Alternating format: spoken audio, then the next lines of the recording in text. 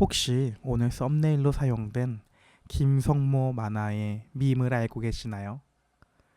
이 만화에는 명대사가 하나 나옵니다. 내가 무릎을 꿇은 이유는 추진력을 얻기 위함이다. 라는 대사입니다. 이 대사를 치는 인물은 싸움에서 바로 패배하긴 했습니다. 그러나 우리의 추진력은 패배를 위한 추진력이 아닙니다. 저주에서부터 해방되기 위한 추진력입니다. 율법은 우리에게 무릎을 꿇게 만듭니다. 그러나 이 무릎 꿇음은 어떤 한 인물에게서 추진력을 받게 하며 도약의 발판으로 만들어지게 됩니다. 오늘 우리가 살펴보는 신명기 25장에서부터 27장은 추진력을 얻기 위해 무릎 꿇는 이야기가 나오는 것입니다. 이 이야기가 펼쳐지는 장소는 에발산입니다. 오늘 본문을 간단히 그리고 중요한 부분은 자세하게 살펴봅시다. 먼저 오늘 본문의 앞부분인 신명기 25장과 26장에서는 우리 삶의 공의와 감사를 다룹니다. 25장에서는 이스라엘 공동체 안에서 약자를 보호하는 법들이 나옵니다. 죄인이라도 태형을 할 때는 곤장 같은 겁니다. 태형을 때릴 때에는 40대 이상 때리면 안 됩니다. 40대 이상 때리면 안 되는데 그럼 몇 대까지 때릴 수 있는 것일까요? 바로 39대까지만 때려야 합니다. 사도 바울이 이런 39대의 태형을 받았다라고 그의 서신서에서도 말하고 있는 모습을 우린 성경을 읽으며 보게 될 것입니다. 어쨌든 39대까지만 태형을 때려야 하고 또한 저울을 쓸 때는 정직한 저울을 사용해야 하며 형제가 후사 없이 죽었을 때 남은 형제가 과부와 결혼하여 형의 이름과 땅을 계속해서 이어갈 수 있도록 지켜주도록 해야 하는 것입니다. 그렇게 신명기 25장은 마칩니다. 신명기 26장에서는 가나안 땅에 들어가 첫 열매를 거둘 때에 우리도 원래 나그네였으나 하나님의 은혜로 구원받았습니다 라고 고백하며 감사의 예배를 드리라고 합니다. 실제로 오늘 신명기의 이 약속은 여호수아서에서 그대로 준행을 하는 모습을 성경을 읽으며 우린 볼 수 있을 것입니다.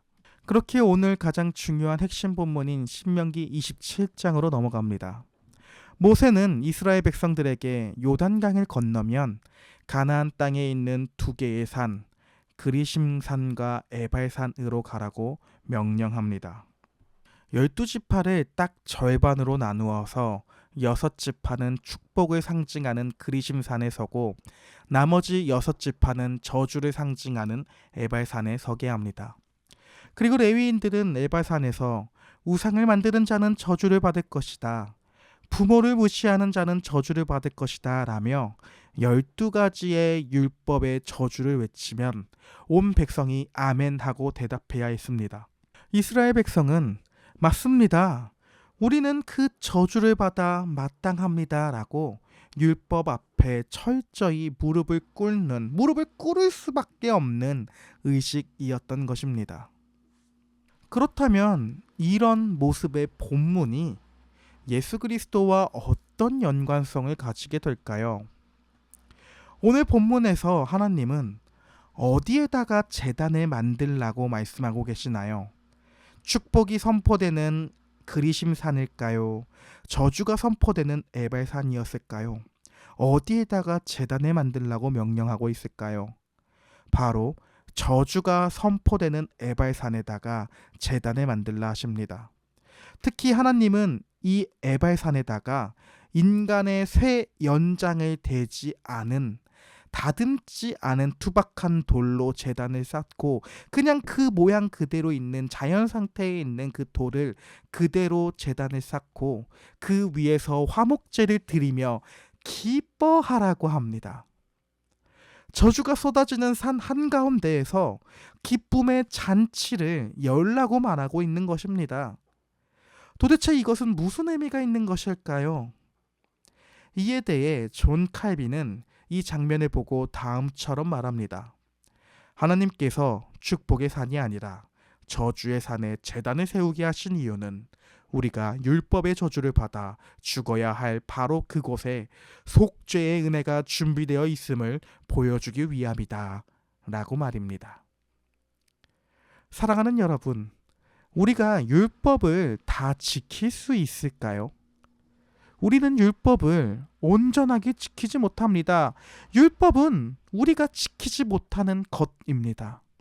따라서 우리는 그리심산의 축복을 받을 자격이 없고 에발산에서 쏟아지는 저주를 받아야 할 죄인들입니다. 레위인이 저주를 외칠 때 우리는 아멘, 내가 바로 그 죄인입니다 라고 엎드릴 수밖에 없는 존재들입니다. 그러나 하나님께서는 우리가 절망하여 엎드린 바로 그 에발산 꼭대기에 죄인들을 대신해 피 흘려 죽을 희생 제물과 제단을 예비해 두시는 것입니다. 에발산에 다듬지 않은 돌 제단이, 그리고 여기서 제사를 드리는 이 모습은, 이것들이 보여주는 것은 바로 갈보리 언덕의 십자가인 것입니다. 내가 받아야 할 모든 저주가 쏟아지는 그 십자가 위에서 아무 죄 없으신 예수 그리스도께서 스스로 희생 제물이 되셨습니다. 그렇게 우리는 화목제, 즉 하나님과 다시금 화목하게 됩니다. 하나님과 함께 제물로 드려진 음식을 먹으며 교제하게 됩니다. 여기에 우리의 노력이 있을까요? 에발산에 만들어지는 제단의 재료는 무엇이었습니까? 돌입니다. 그러나 이 돌들은, 제단에 쌓아지는 돌들은 인간의 노력, 즉 쇠 연장이 단 1%도 섞이지 않은 자연 상태의 돌을 그저 쌓기만 합니다. 이게 보여주는 바는 전적인 하나님의 은혜로만 된다라는 것을 말해주는 것입니다. 예수님이 갈라디아서 3장의 말씀처럼 우리를 위하여 저주를 받은 바 되사 우리가 받아야 할 에발산의 저주를 자신의 몸으로 감당하시는 것입니다. 우리는 이 저주의 한 복판에서 우리가 할 수 있는 것은 단 하나도 없습니다. 그저 하나님이 자신의 백성을 위해서 희생해 주시고 그렇게 사랑해 주시는 것입니다. 따라서 우리는 저주의 산 한가운데에서 예수님의 이 희생 덕분에 화목제의 기쁨과 축제를 누릴 수 있는 것입니다.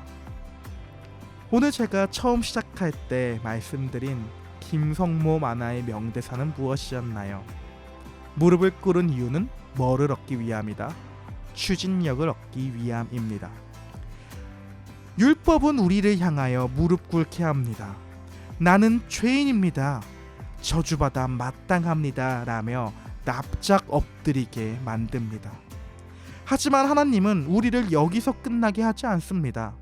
우리를 위하여 십자가라는 에발산의 제단 앞에 꿇은 무릎은 비로소 예수 그리스도께서 이루신 완벽한 속죄의 은혜가 무릎 꿇은 우리를 다시 일으켜 세우는 추진력을 얻게 되는 것입니다. 무릎을 꿇은 것만큼 더 큰 추진력을 얻게 되는 것입니다. 그 십자가 앞에서의 후퇴가 우리를 부활과 생명이라는 영원한 축복으로 밀어 올리는 가장 강력한 추진력이 되는 것입니다. 사랑하는 여러분, 오늘 우리의 하루가 우리의 힘으로 축복이 선포되는 그리심산에 오르려고 애쓸 필요가 없습니다.